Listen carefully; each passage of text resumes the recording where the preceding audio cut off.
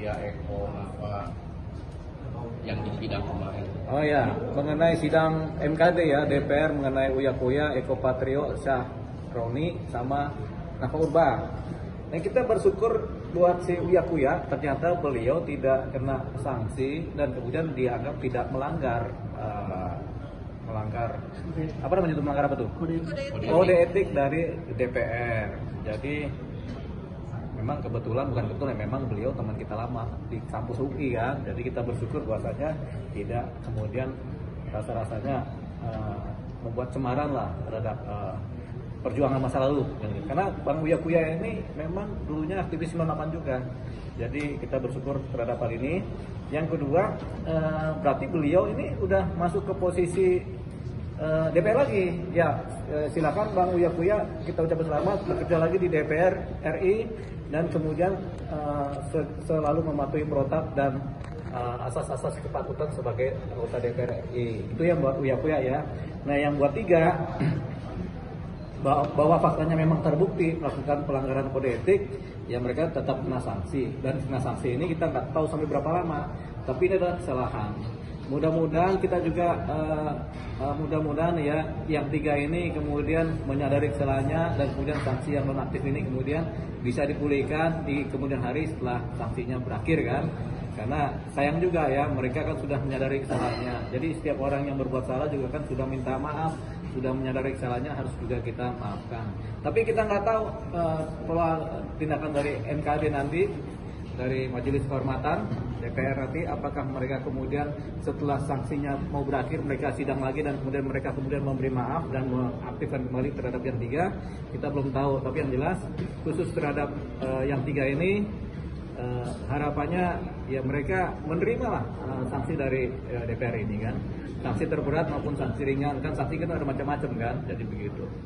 Buat Uya Kuya ya terima kasih ya, kita bersyukur ya dia sudah kembali ke DPR ya, supaya nanti jelas fakta-fakta, kemudian cerita, kemudian tidak ada lagi masyarakat yang menganggap negatif tentang Uya Kuya.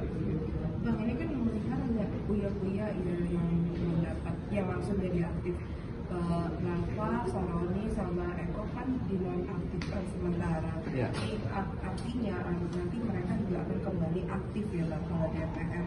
Nah ini gimana menurut Abang, apakah dari si Abang melihat sebagai masyarakat, apakah ini sudah layak putusan MKD?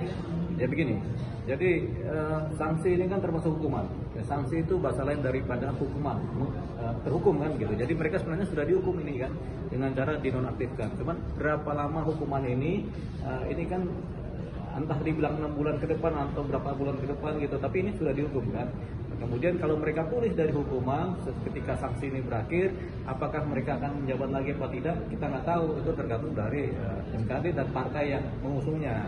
Jadi kalau partai yang mengusungnya udah mereka dijadikan DPR lagi, kemudian sanksi berakhir tidak ada sanksi berikutnya, tentunya mereka akan menjadikan jadi anggota DPR lagi kan. Tinggal bagaimana respon masyarakat, apakah masyarakat bisa menerima sanksi tersebut atau memberikan maaf. Kita lihat respon masyarakat nanti di kedepannya setelah sanksi berakhir, dan kemudian kalau mereka jadi anggota DPR lagi, bagaimana sanksi masyarakat. Karena tetap walaupun DPR ini punya wewenang dan tata kerja sendiri, tapi yang jelas DPR harus memperhatikan aspirasi rakyat.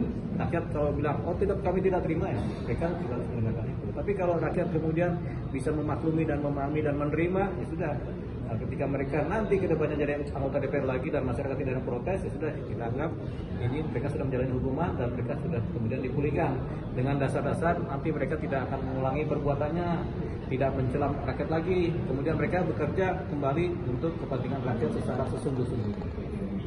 Bang, dengan adanya kejadian kemarin ini kan artinya ini kan banyak di sini sudah tahu moral ya Bang anggota DPR. Ya. Sebenarnya kan ada ya Bang pembimbingan, apakah DPR ini harus ditekankan lagi untuk bimbingan moralnya atau seperti apa sih? Ya kalau kata Iwan Fals, urus saja moralmu gitu kan. Lagunya apa tuh? Nah, nggak tahu juga.